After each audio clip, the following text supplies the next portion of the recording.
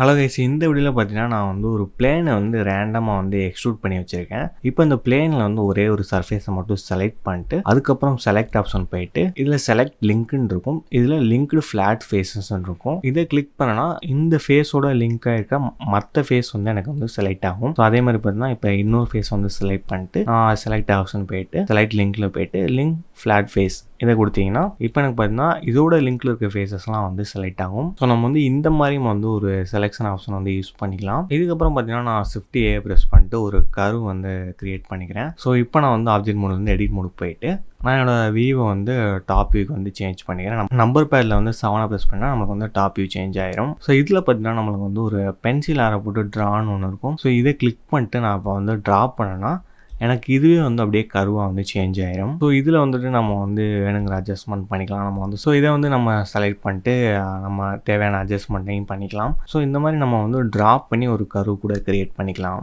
நம்மளோட பிளெண்டர் கிளாஸில் வந்து உங்களுக்கு ஏதாவது டவுட் இருந்துச்சுன்னா நம்மளோட வீடியோ கீழே வந்து கமெண்ட் பண்ணுங்கள். ஏன்னா நாங்கள் வீக்லி பார்த்தீங்கன்னா லைவ் கிளாஸஸும் வந்து கண்டக்ட் பண்ணுறோம். அதில் உங்களோட டவுட்ஸை வந்து கண்டிப்பாக வந்து கிளியர் பண்ணுவோம். ஸோ மறக்காமல் நம்மளோட வீடியோ கீழே உங்களோட டவுட்ஸை வந்து கமெண்ட் பண்ணுங்கள்.